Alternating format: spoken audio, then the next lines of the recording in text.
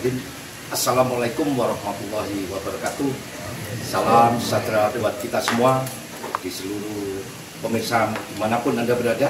Saat ini kami di podcast dari Siap TV Indonesia berada di Taman Selekta Kota Batu, yang mana Taman Selekta ini menjadi sebuah ikon kunjungan pariwisata sampai tingkat nasional maupun internasional. Banyak turis yang sudah berkunjung di Kota Batu. Senyaman dengan itu, kami dari tim podcast juga mau mengangkat tema dengan menyongsong pariwisata Kota Batu mendunia. Bagaimana nanti persiapan Kota Batu yang akan dilakukan oleh pemerintah Kota Batu. Dan hari ini ada Dinas Pariwisata Kota Batu, Bapak Arif Siddiq. Sehat Pak Arif ya? Sehat. Dari Dinas PUPR sebagai pejabat teknis yang mendukung adanya pariwisata Kota Batu semakin maju. Dengan infrastruktur yang ada nanti bisa disampaikan. Itu pemirsa. Senyaman dengan menjemput HUT Kota Batu menyongsong hari ulang tahun Kota Batu yang ke-23 2004 ini, tak terasa kita Kota Batu sudah berumur 23 tahun. Tapi di dalam 23 tahun ini luar biasa peningkatan pariwisata, kunjungan wisatawan Kota Batu sudah bisa mencapai hampir 10 juta wisatawan yang masuk di Kota Batu.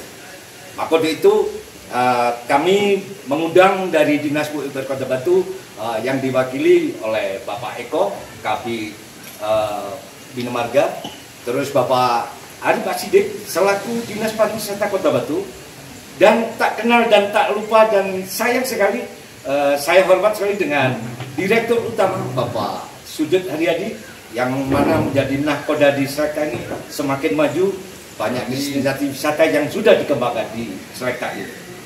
Itu pemirsa, sebelum kita ngobrol sejauh itu, kami akan bertanya. Pak Sujud, mohon izin, di Selekta ini Pak Sujud, yang sudah berkontribusi kepada Kota Batu dengan destinasi yang dengan adanya perkembangan di Selekta dari tahun ke tahun bisa sumbangsi besar di Kota Batu. Apa Pak Sujud yang bisa disampaikan kepada kalayak umum dengan jemput HUT Kota Batu ke-23? Monggo. Kalau sumbangsi sih ya memang kita kewajiban ya. Jadi sebagai salah satu tempat usaha di Kota Batu, kita ada kewajiban pajak, bagaimanapun yang kita harus penuhi. Ya kan hanya memungut juga, yang memungut doang. Jadi nggak juga kita bayarkan pajak dari kita nggak, tapi kan memang kita punya kewajiban untuk mengenakan pajak untuk dalam migrasi, yang hotel maupun makan di restoran bisa 10%, bahkan parkir juga sekarang 10%. Nah, kita kewajiban, tapi intinya bahwa ini kami dari pengusaha di sini Kota Batu, jadi intinya ya iklim usaha ini dijaga dengan baik. Jadi apa ya, semua itu bisa berlangsung dengan baik, seperti nanti prasarana jalan, terus bagaimana prasarana dan lain-lain, kenyamanan wisatawan Kota Batu nggak terlalu macet. Ya, kalau macet masih mungkin, karena ya kita bayangin aja ketika hari Sabtu Minggu itu kan misalkan butuh jam kerjanya, jadi pasti kemacetan ada. Jadi teman-teman nggak terlalu banyak berlebihan, dan bagaimana penataan pinggir jalan semuanya itu juga dengan bagaimana Dinas Pariwisata ini sekarang lagi gencar untuk promosi. Jadi kita harapkan kita sehingga nanti Kota Batu semakin dikenal. Ya, harapannya seperti itu aja. Oke, di sisi lain menjadi Direktur Selekta di Kota Batu ini juga beliau Pak Sujud ini menjadi Ketua PHRI. Bagaimana Pak PHRI di Kota Batu ini kiprahnya, okupasi terkait kunjungan wisata, baik hotelnya maupun dari segi sajian makanannya, juga restorannya. Ini menurut Pak Sudut, pandangan Pak Sudut seperti apa sebagai Ketua PHRI? Kalau dari sisi restoran kita sudah semakin banyak ya, kafe baru pertumbuhan, munculan seperti itu. Sedangkan permintaan atau demand dari masyarakat itu masih cukup bagus untuk kafe dan restoran tadi. Ya. Tapi untuk hotel itu katanya sudah mulai stagnan, jadi mulai tidak ada pertumbuhan dari lokasi yang menarik. Kita melihatnya ini sebuah masalah bukan untuk Kota Batu, tapi ini nasional. Jadi secara nasional kita kelihatan ada penurunan daya beli masyarakat. Bahkan secara kita di Kota Batu masih inflasi, tapi secara nasional beberapa bulan terakhir ini kan inflasi, ada penurunan. Jadi kan Ya kita dibantu masih ada kita masih kena inflasi, berbentuknya rendah tapi inflasi.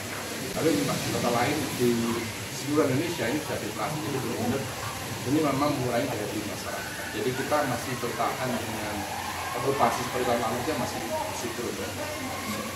Oke pemirsa, itu tadi yang bisa disampaikan oleh Ketua PRI Kota Batu, Pak Sudar Haryadi. Cuman tadi ada yang saya garis bawahi, macet itu suatu keniscayaan di sebuah kota dan kabupaten di seluruh Indonesia. Macet artinya ada suatu hal objek, yang mana kalau di kota wisata ini berarti pariwisata atau wisatawan mengantarkan uang, menghabiskan uang di Kota Batu, seperti itu. Makanya ini kalau macet itu suatu keniscayaan yang mana itulah dinamikanya. Untuk itu coba saya akan bergeser lagi Pak Sudar izin kepada Bapak Arifah Siddiq selaku Kepala Dinas Pariwisata Kota Batu. Mohon izin Pak Arifah Siddiq, dengan gebraknya destinasi wisata di Kota Batu, baik itu yang mandiri maupun ada yang dibinaan oleh Dinas Pariwisata, ada Serekta, ada Jantiba, dan ada lainnya. Sudut pandang Pak Arifah Siddiq, peningkatan destinasi wisata Kota Batu seperti apa Pak sudah dikembangkan hingga sampai saat ini? Oh ya, terima kasih. Kota Batu ya, Kota Batu sudah menasbihkan diri sebagai kota wisata, dan ini adalah strategi yang luar biasa, tentunya dengan kolaborasi dan inovasi dengan seluruh kalangan, khususnya para pelaku industri pariwisata.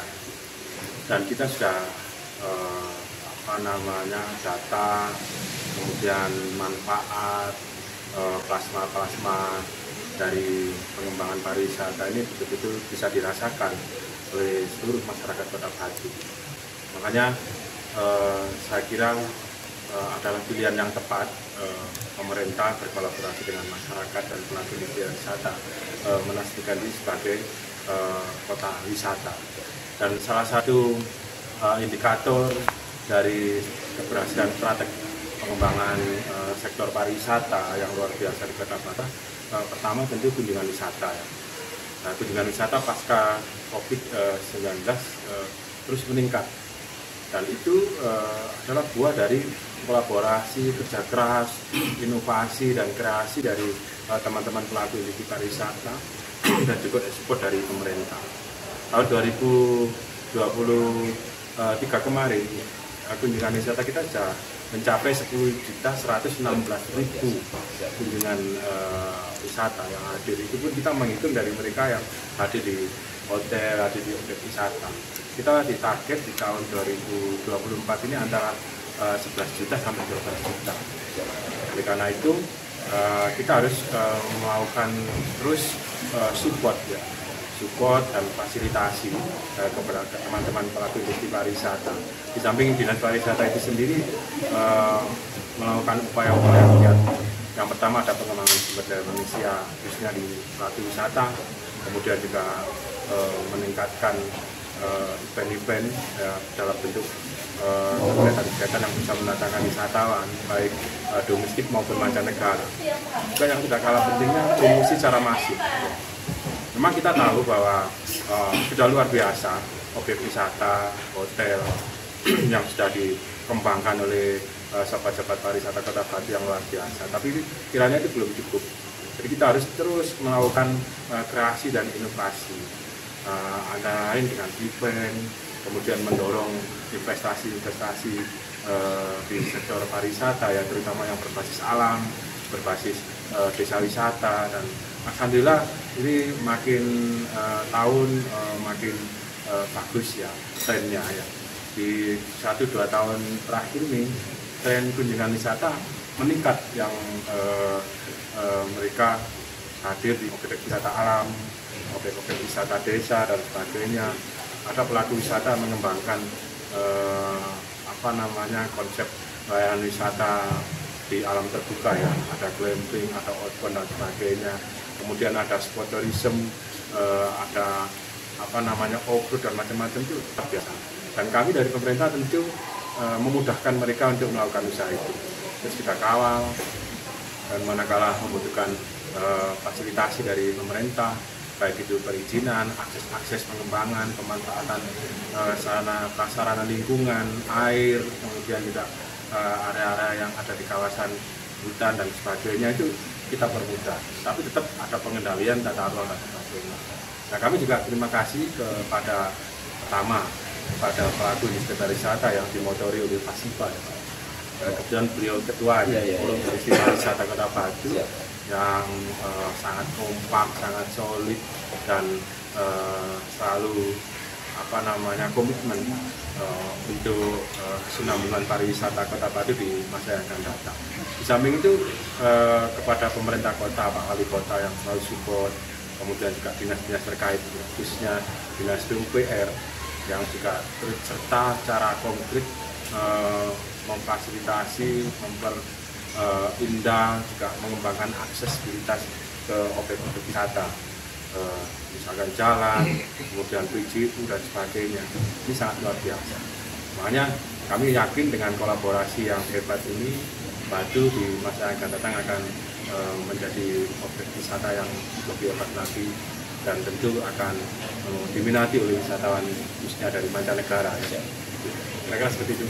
Oke Pak Adip, mungkin ada tambahan lagi bisa kami tanyakan, bisa diungkapkan pada pemirsa semua, bahwa dengan laju kunjungan wisata yang notabene nanti ada target sampai 11-12 juta di tahun 2005 nanti Pak. Artinya apa? Kota Batu ini berkembangnya lajunya peningkatan kunjungan ini sampai bisa dikatakan wisata Kota Batu mendunia.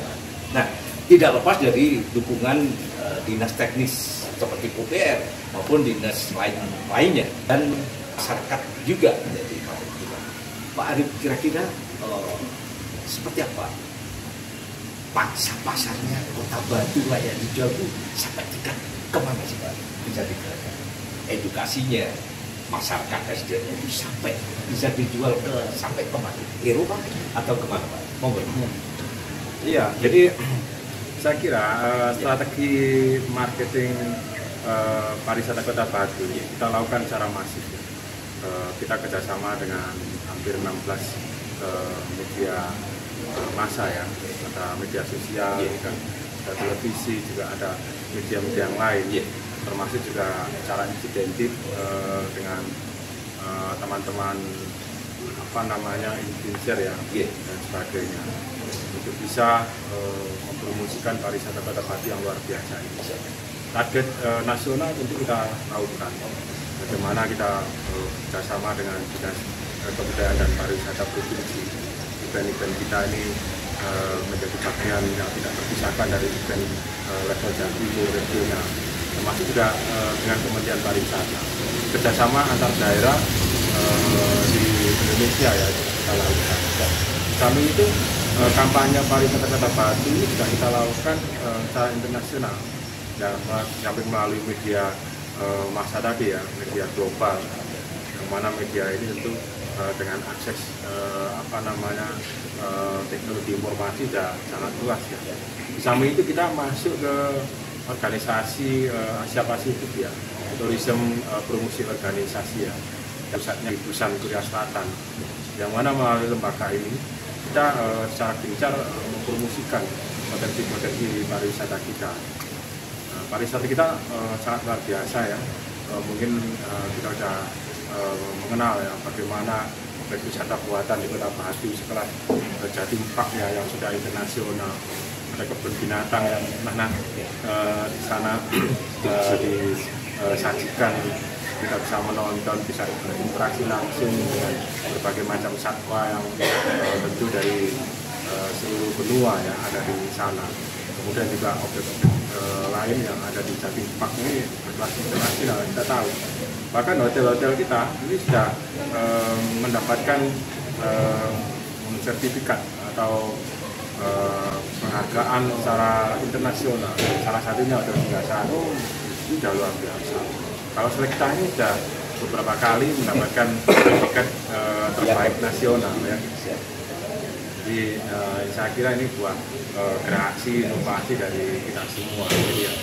Jadi ada beberapa hotel lain yang juga sudah mendapatkan penghargaan apresiasi secara internasional di samping Singasari ada juga banyak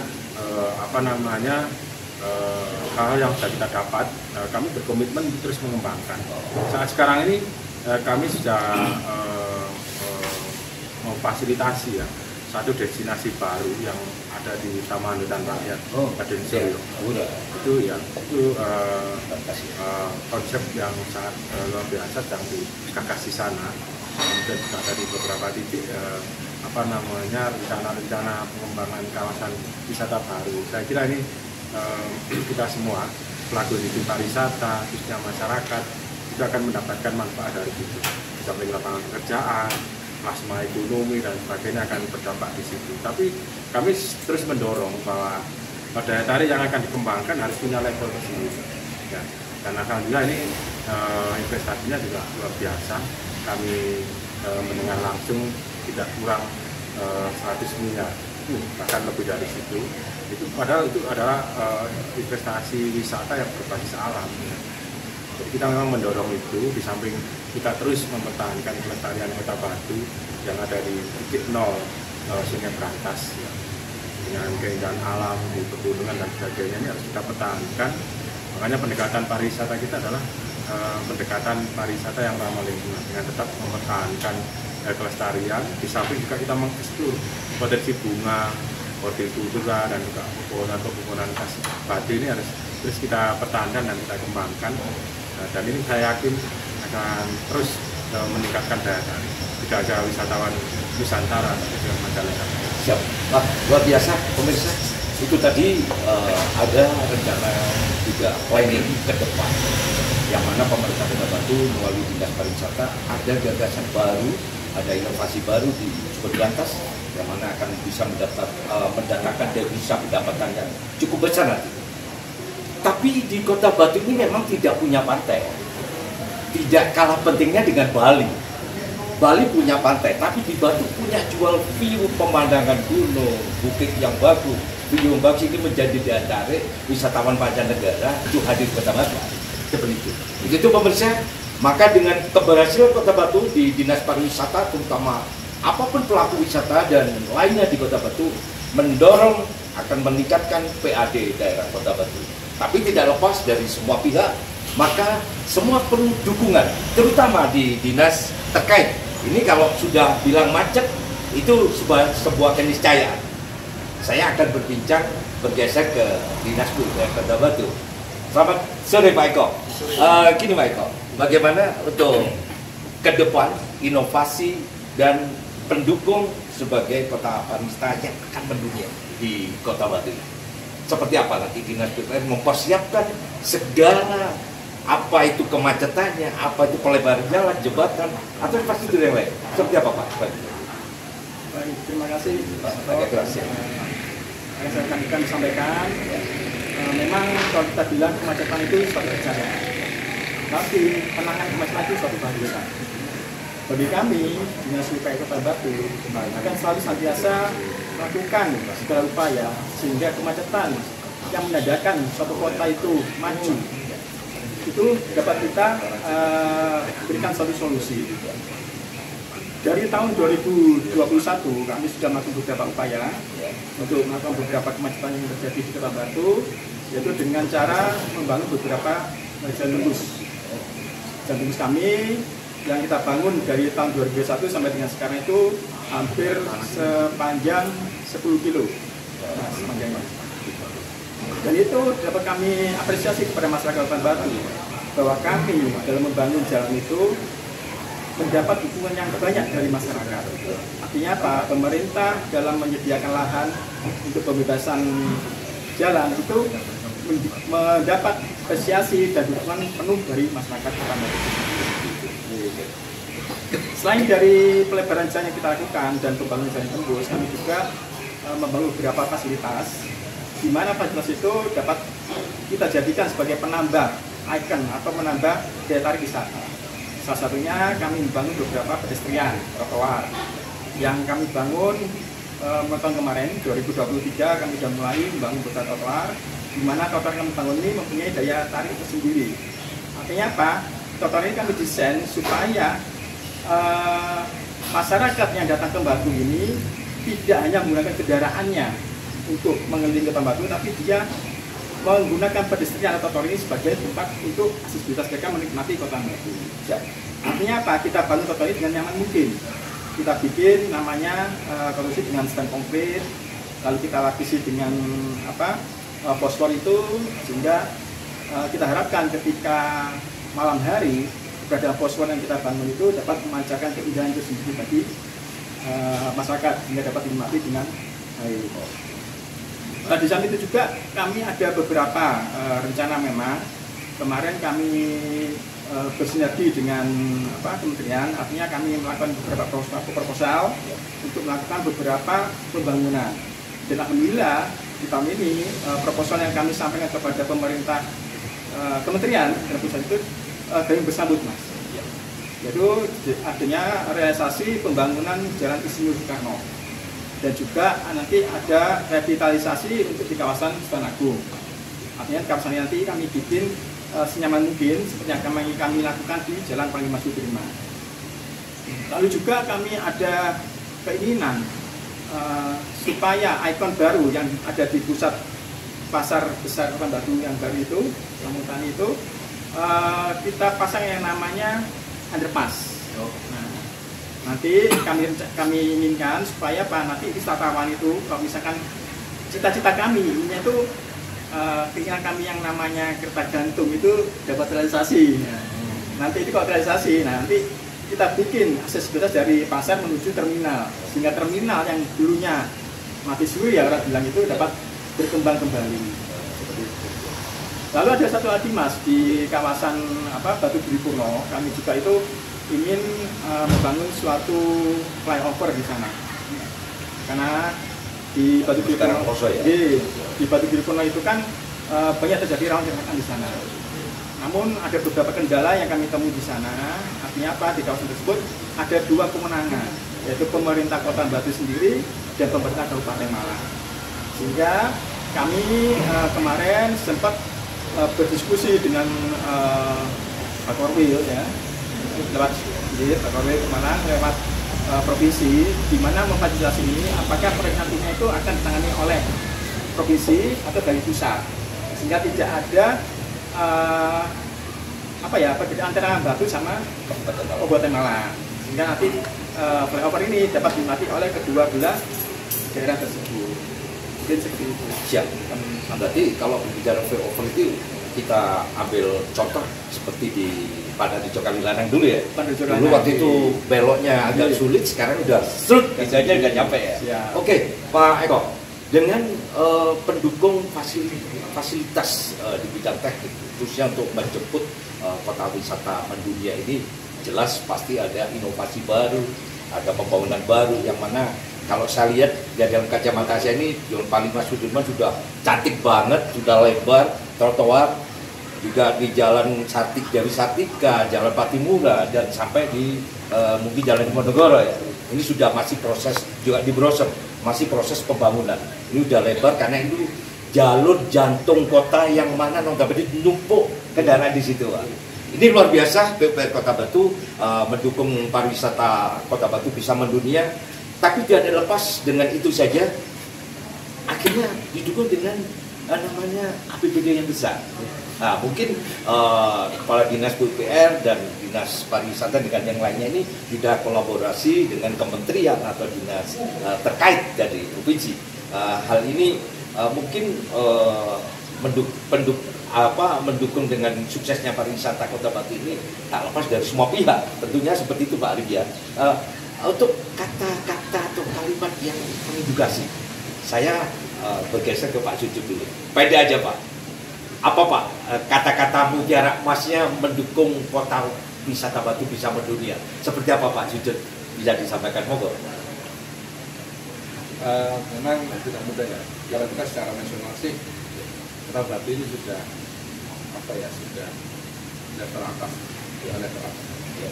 Tapi alhamdulillah kan banyak infrastruktur yang harusnya kita bangun, seperti guide semuanya, dan juga bagaimana sambutan dari masyarakat itu untuk membuat mereka nyaman. Ya, memang sulit mencari Bali itu yang luar biasa, karena kita kelengkapan itu yang kita juga di Bali itu lengkap. Ya. Dari mulai dari yang tinggi seperti dari gunungan Gunung Kota itu yang danau apa itu di Bali itu yang danau itu kan ketinggian Bedugul. Terus sampai turun pantai itu berapa puluh pantai juga. Dan bagaimana seniman internasional kali Bernyoman Nuarte membuat karya Srikala itu kan luar biasa banget. Jangan kita setelah itu akan mesti terpukul dia menghadapi tahun. Dia banyak ya, tapi saya yakin kita bisa. Karena sama nasional kita tidak pernah menganggap perlu di pengantas untuk nasional, tapi untuk menutup kita masih bisa lagi. Bagaimana kayak kali bagaimana semua kelengkapan kita standarnya dan nasional. Dan jangan sampai jadi salah di Bali. Jadi banyak duit yang orang paling kos. Jadi bukan ini hotel lagi. Saya nggak ingin.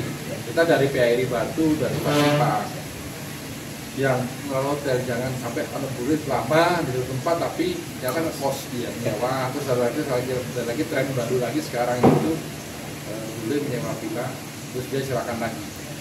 Dia menyewa itu nyewa berapa tahun terus silakan lagi jual lagi. Nah, kita nggak ingin ekses sampai itu yang kemarin. Bukan langsung. Jadi kita benar-benar kita sendiri mengusahakan dan tamu itu benar datang nyewa ke kita gitu. Nggak harus orang lokal Batu, tapi kalau bisa orang lokal Batu, tapi paling tidak bukan dari orang asing. Jadi insya Allah kita bisa.